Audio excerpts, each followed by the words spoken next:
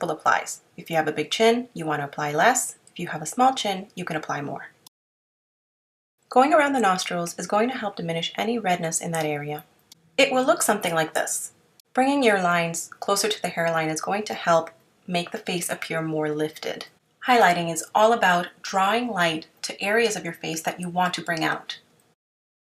Now we're ready to contour. You want to choose a foundation that is about 2 or 3 shades darker than your skin color.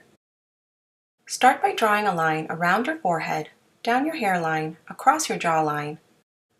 Bring it all the way to your chin and in the hollows of your cheekbones. How far you bring this line down is really a matter of preference. You don't need to add this much detail to your chin.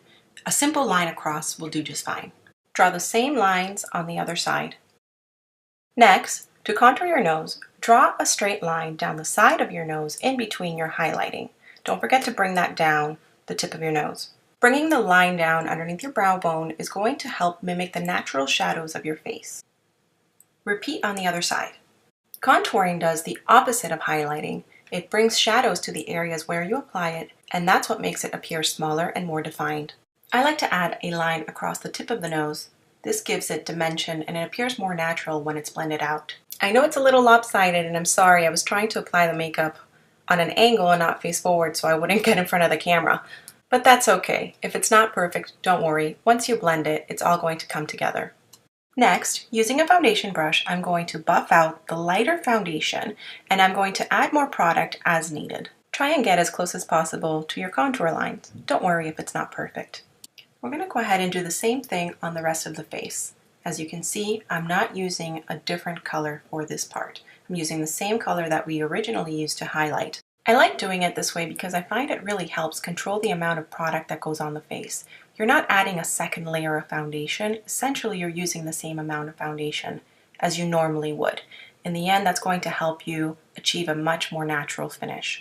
Once you're done this part, it will look something like this. Now we're going to go ahead and blend the two colors together. We want to get that in-between color. I'm using the same foundation brush as before. I really slowed this clip down so that you could see how I blend. This is the trickiest part of this technique, so don't be frustrated if you don't get it at first. It is really helpful, I find, to work from the outside in and work in sections, as you're going to see. I gave you all that I had. I believed every word you said. And now you're back here to say, I miss you, girl, I'm sorry. Boy, you know you're so lame, lame.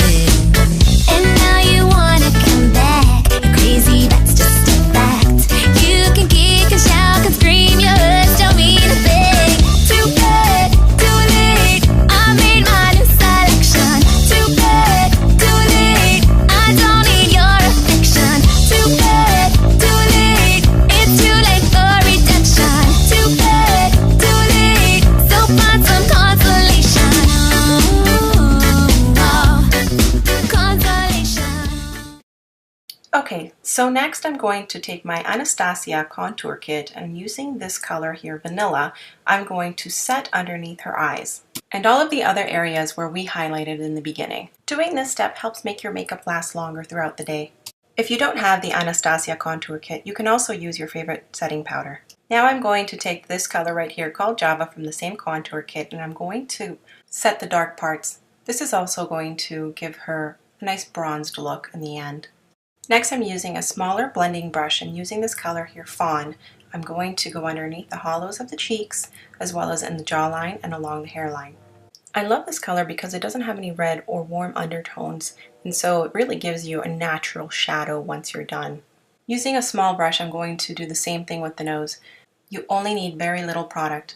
Layering the colors this way gives you great dimension and definition. Using your favorite highlighter, you want to go down the bridge of the nose and blend it out. I also like to add it underneath the eyebrows, in the inner corners of the eyes, the cupid's bow, and along the cheekbones. Okay, so here's a progress shot.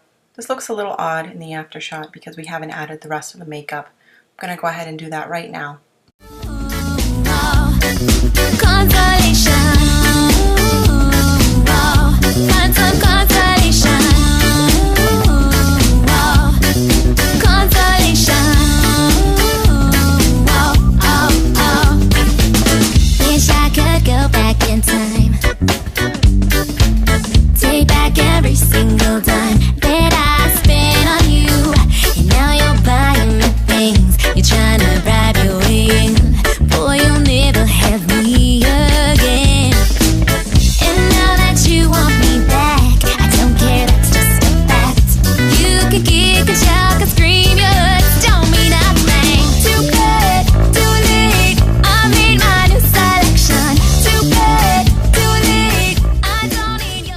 that's all, folks.